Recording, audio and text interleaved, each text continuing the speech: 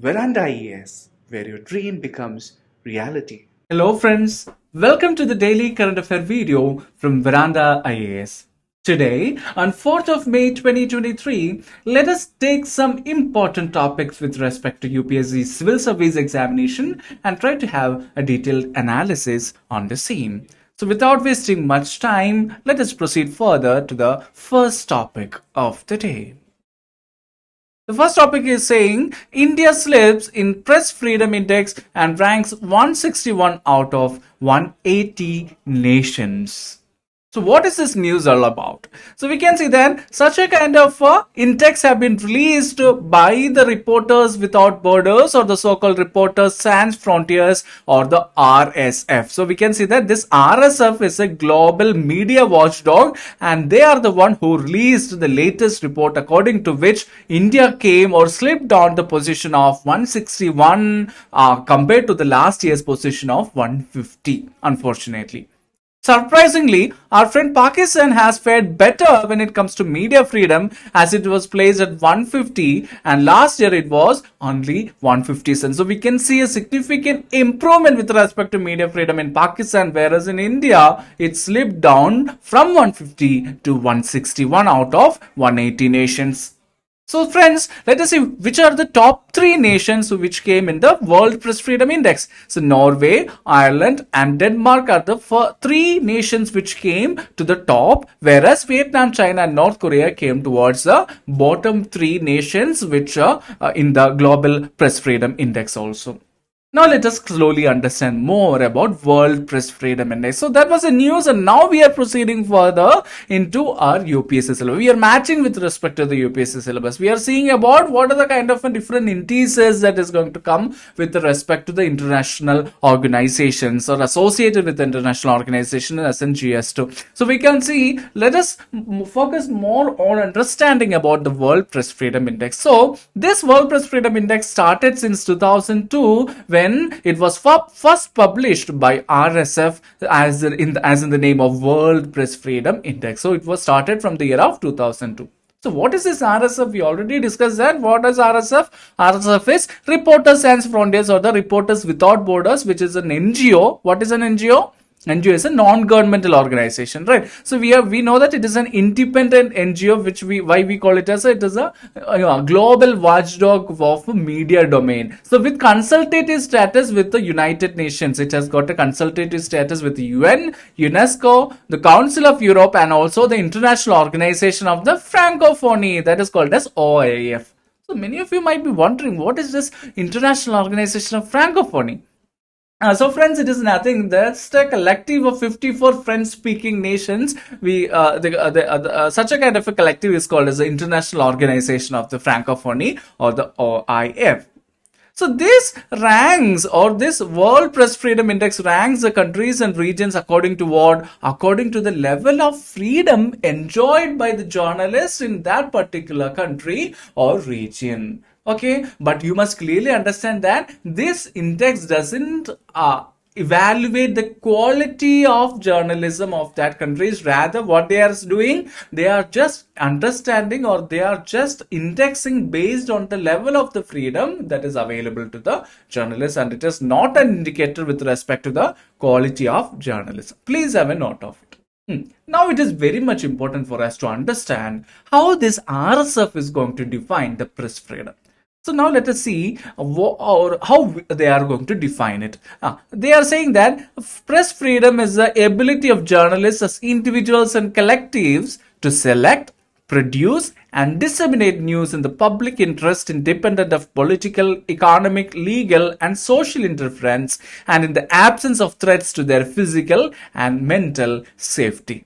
That is, without being a threat, or without having any threat to their physical safety, without having any threat to their mental safety, with very much less interference with respect to social interference, with very less legal interference, with very less economic and political interference, they should be able to select, produce and disseminate news in that particular state. So this is what RSF defines the press freedom as. Okay, and they are evaluating these countries and giving some scores based on between 0 to 100. So if a country is getting a score of 100 means what? It means that it is a very best score and the journalist of that particular country is enjoying absolute freedom. But here, if any country is getting 0 means yes, that is, they are doomed. There is no freedom as such. So if they want to have some kind of an evaluation, there should be some criteria. Am I correct?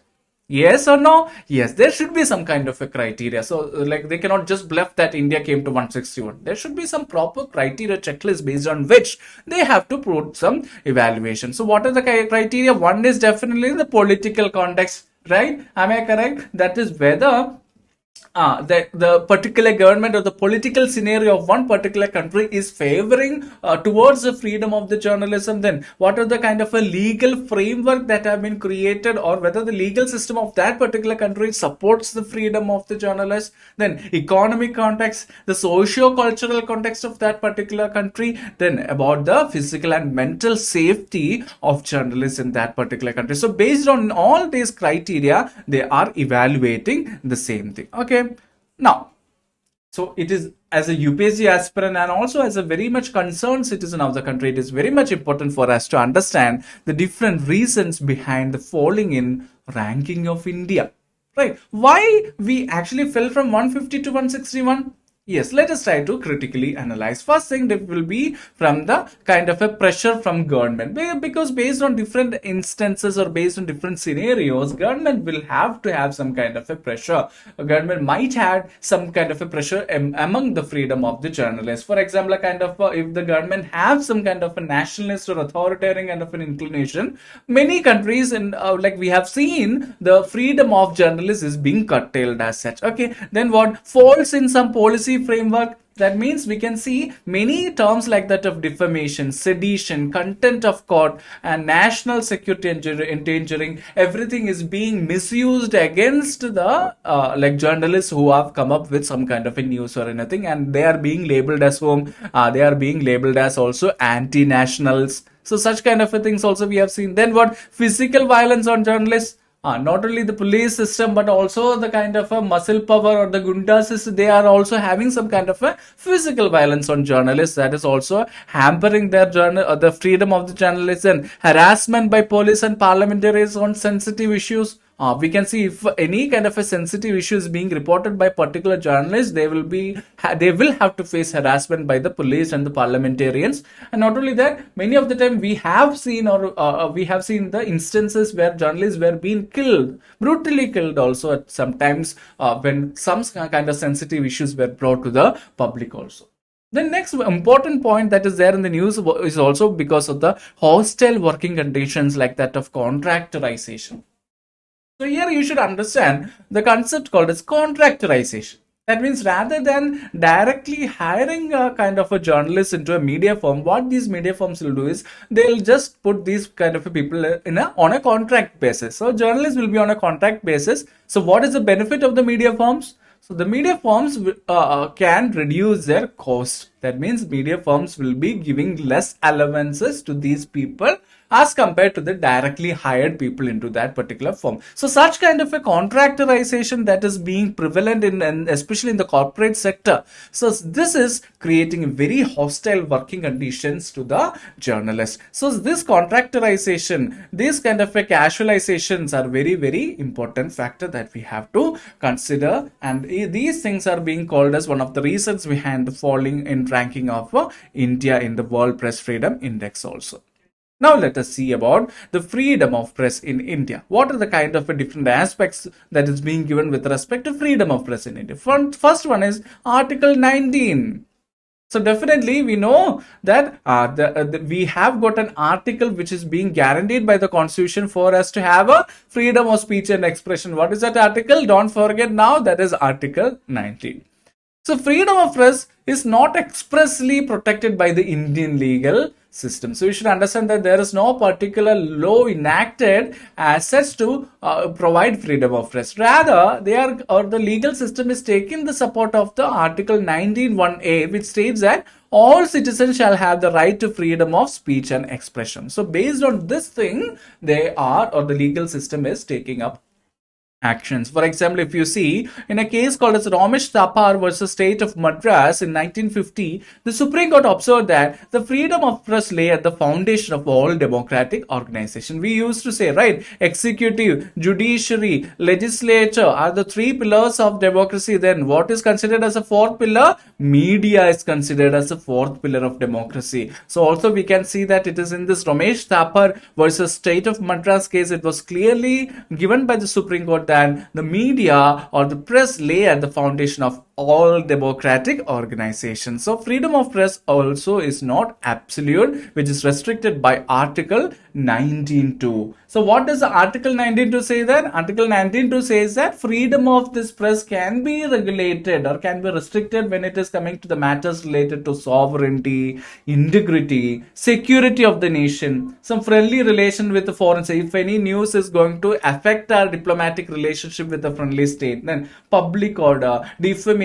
So if any of such kind of things are being affected, then we can say that the freedom of press is curtailed on these particular grounds. So we can say that the freedom of press, even though it is being given in Article 19 as freedom of speech and expression, it is not absolute. It has got its own restrictions in the Article 19 itself, given in Article 19.2. Okay, now, so this is a concern or cases with respect to freedom of press in India. So what is the way forward?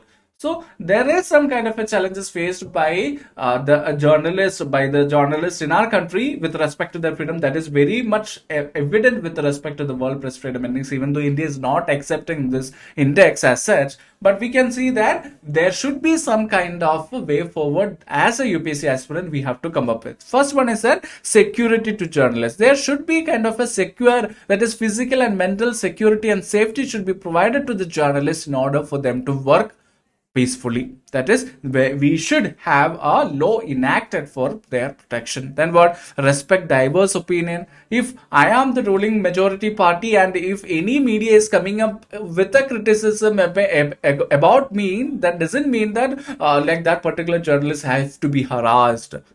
We are living in a democratic country where criticisms or opposition has got that much prevalence. We are very much tolerant and we should instill that kind of a tolerance among the public also. So such kind of a respect of diverse opinion should be inculcated. Instilling tolerance in public is very, very needed from the government also. That is, the onus is not just in the government to maintain free speech, rather such kind of a values or systems like a tolerance and criticism must prosper to uphold the principles of journalism. Just like how we say that opposition is very, very important for give out justified governance. Similarly, to have a kind of a tolerance and criticism in the media domain is also very, very important and will definitely aid in establishing or in providing a good governance in the society.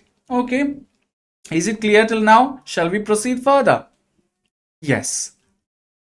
Moving on to the next topic, that is the Supreme Court Collegium rejects IB observation about candidate for High Court judgeship.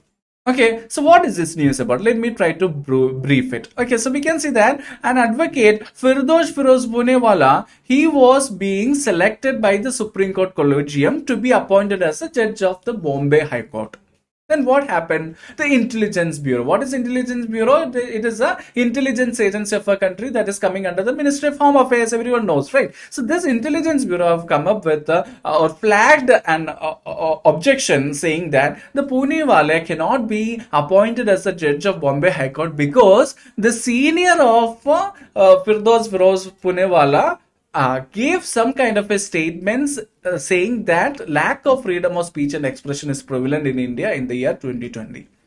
So that is the case. So Supreme Court said that since his senior did some kind of a statements with respect to the lack of freedom of speech and expression, he cannot be objected by taking up the position of being a judge of High Court. Okay, so this is the news all about. So it is all about what is Supreme Court Collegium or how the appointment of High Court judges is being done. So this is the kind of a politics that is there, and these are the things which is going to come in the news. But what we have to do, we have to map it with the syllabus. We have to map it with the kind of our static subjects with respect to GS2. So we can see that with respect to GS2, we have to see with respect to appointment of judges, what is the evolution of Collegium system in India, then what is the appointment of who is the one who is going to appointment judges in India, and what is the first, second and third cases with respect to the Collegium system or that particular evolution. So all these things we are going to see in detail and in depth in this today's current affair topic. Okay, so please stay tuned and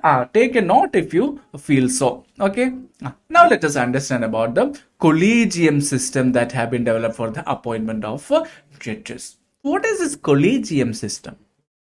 You should understand that it is a system of appointment and transfer of judges. That is, if we need to appoint a judges, so if I need to transfer a judges, there is a systematic procedure which have been evolved through the different Supreme Court judgments. That is, evolved through judgments of Supreme Court. Such a kind of a system for appointment and transfer of judges are called as Collegium system, and it is not by any act of parliament.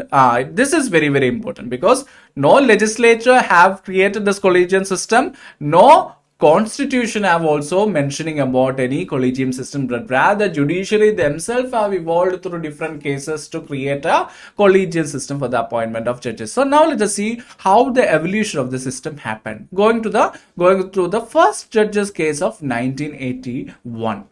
So we can see that this first judges cases ruling gave the executive primacy over the judiciary in appointment judges. That is, they are saying that Chief Justice of India should have the final word. They will be the Chief Justice of India will be the one deciding who should be appointed or who should be transferred as such. Then comes the second judges cases in 1993 after 12 years that introduced the Collegium system. What does it say? It said that when Chief Justice of India is appointing or selecting someone for the appointment as judges or for transferring, he will go for consultation with other senior judges. Am I correct? Yes, he will definitely go for consultation. So it should not be consultation, but it should be concurrence. So in the 1993 second judges cases, it is being said that rather than consulting, it should be based on concurrence. That means everyone's consent should be taken for appointment or transfer of judges. That is, the Chief Justice of India along with the senior judges. So what is being said? An institutional opinion formed in consultation with two senior most judges in the Supreme Court. So from after the second judges case in 1993, what happened?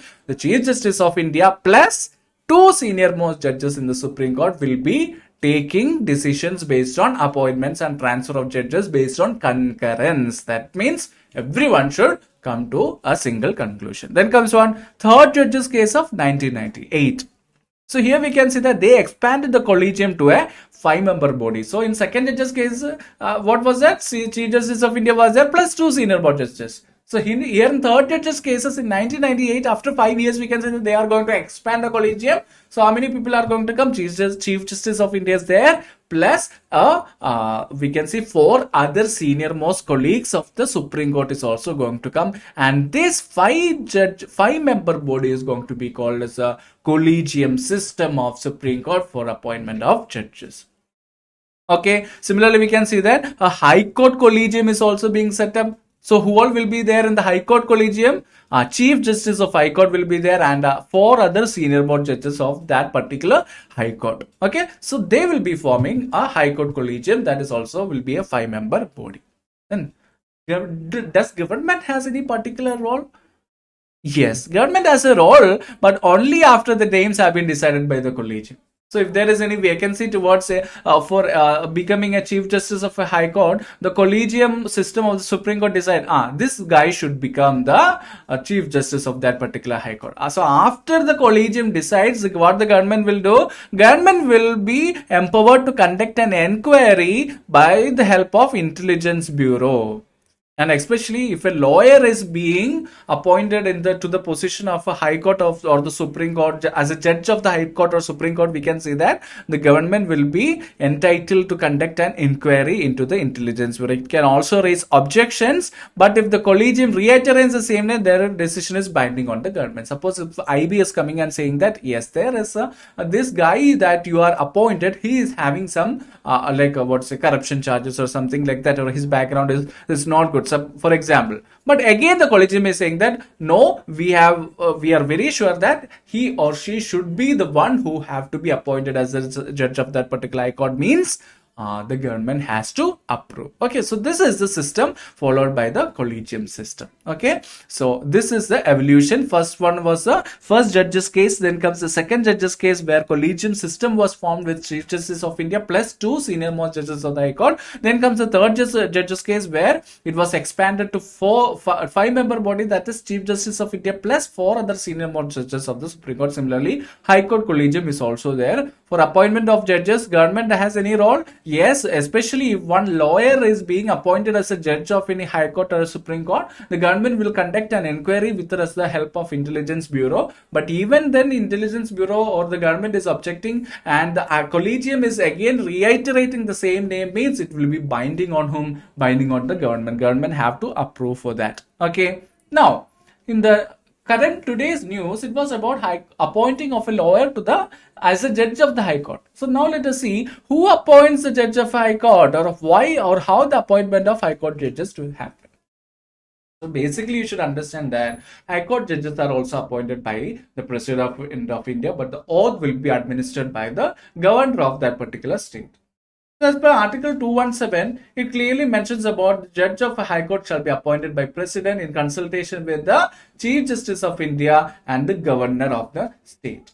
So in case of appointment of a judge other than the Chief Justice in a High Court, what should be there? The Chief Justice of the High Court is to be consulted. That is, it is not appointment of a Chief Justice of a High Court, but any other judges in a High Court, means the Chief Justice of High Court must be consulted.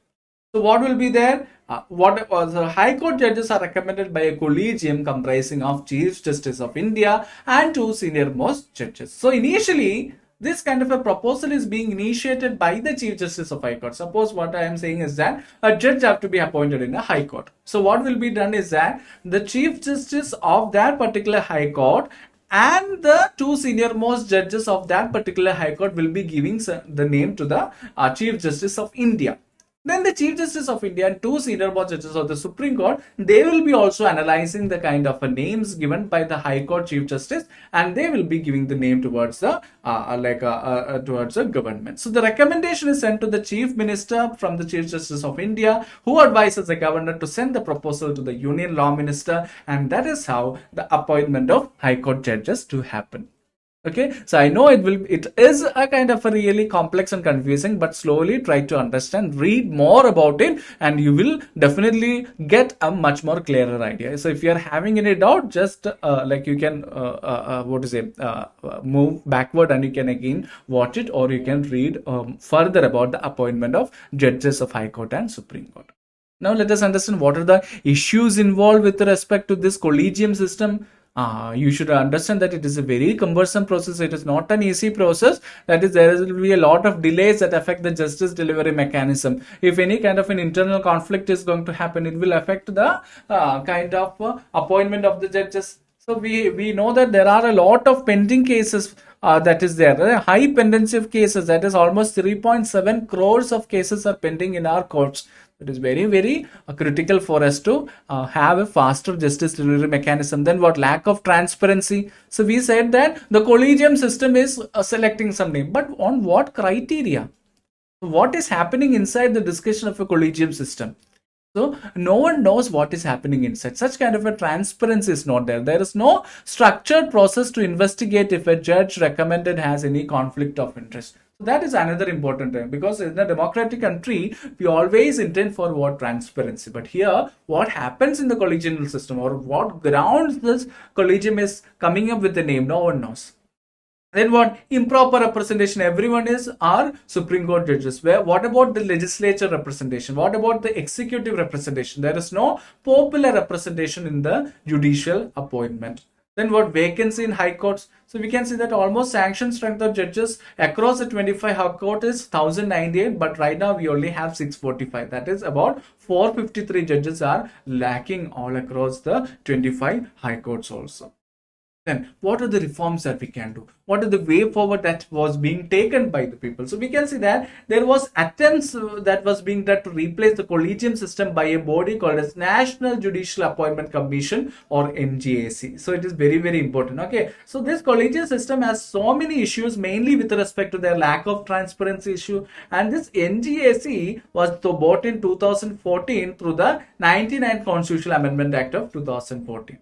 Then what happened? Definitely, yes, the so-called judicial review will come in. So what's in? So the constitutional bench of Supreme Court declared that NGS is unconstitutional because it will be like a breach into the independence of the constitution. So the basic structure of the constitution itself is saying that the independence of the constitution is supreme. So we can see that the Supreme Court itself is saying that if any kind of such decisions is being made, so if any kind of NGS is being brought, means it is going to affect the it is going to affect the independence or the basic structure of the constitution. That is what it is being saying. So they are also proposed transparency as the judges will be selected by a commission. So according to the NJAC, what is being said, so according to the National Judicial Appointment Commission, it will not be the people from the judiciary, but also people from different spheres like that of executive and legislature will be coming in, and together they will be coming up with such some kind of reforms also. So what could be the way forward? Yes, we can have a kind of a permanent independent body to preserve the judiciary's independence, guaranteeing judicial primacy but not judicial exclusivity. So this is two important terms that you have to see. That is, one is judicial primacy and there is judicial exclusivity. So what is judicial exclusivity? That is, while maintaining the independence of judiciary, it should be based on our constitutional ethos. Am I correct? That is, it should be based on the doctrine of separation of powers, and in that, to have an organic separation of powers should be there without any bias or interferences. That is, judicial exclusivity should not be there. That is, judiciary itself is not supreme or is not above the law or anything like that. Right? So we can say that judiciary itself is only one among the three pillars of the democracy. So we can see that such kind of organic distribution of powers is very, very important. Judicial primacy without interference is important, but it doesn't mean that judicial exclusivity should be there. Then what? The Collegium System must provide a panel of possible names to the president to appoint in order of preference. So what happens now if there are two vacancies? The Collegium will be referring to two people to that particular vacancy. So now, this is not what we wanted. We can have a panel of things, then the NGSA or a permanent body or an independent body, they can come up after a scrutiny or after the taking the intelligence of each of the person.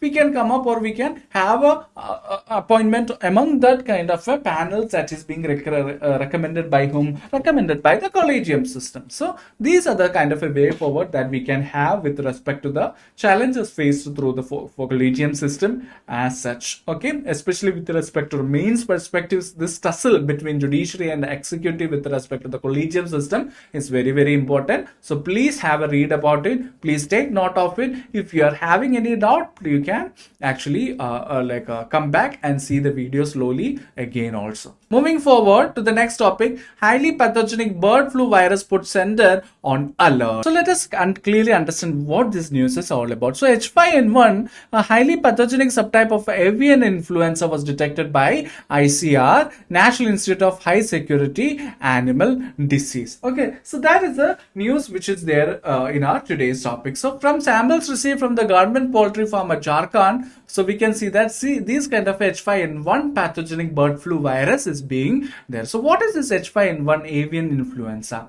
We can see that this avian influenza or the bird flu, it refers to the disease caused by the infection with the avian influenza type A viruses. Okay, so just understand that it is caused due to the bird flu is caused due to the type A viruses among the influenza virus, and this H5N1 is a subtype of this avian influenza which has a potential to infect other mammals also. Okay, so now let us clearly understand about the different kind of classifications. Before that, let us understand some of the symptoms if this kind of a bird flu comes in the humans. So what are the symptoms? Fever, cough, sore throat, muscle aches, nausea, abdominal pain, diarrhea, vomiting, and several respiratory illness like that of pneumonia and everything will come up also. Then what is the treatment? Yes, since it is a viral disease, only antiviral drugs can reduce the duration of the viral replication. What are the different concerns? Substantial economic impact, that is losses to the poultry industry, threatening food and vaccine security, raising animal welfare, and environmental concerns. So all these are the concerns associated with what? Associated with the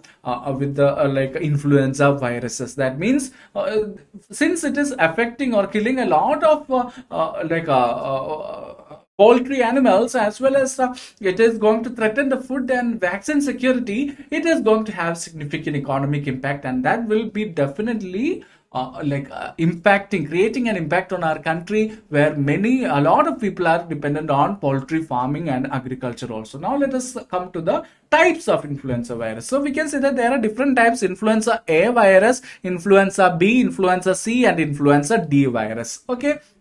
So we can say that among that, influenza A and influenza B virus are two types that cause epidemic seasonal infections nearly every year. So we can say that nearly every year this kind of an epidemic infections will happen. So it is by influenza A and influenza B virus. So influenza A virus infects a wide range of animals including birds, whereas influenza B mainly infects human beings.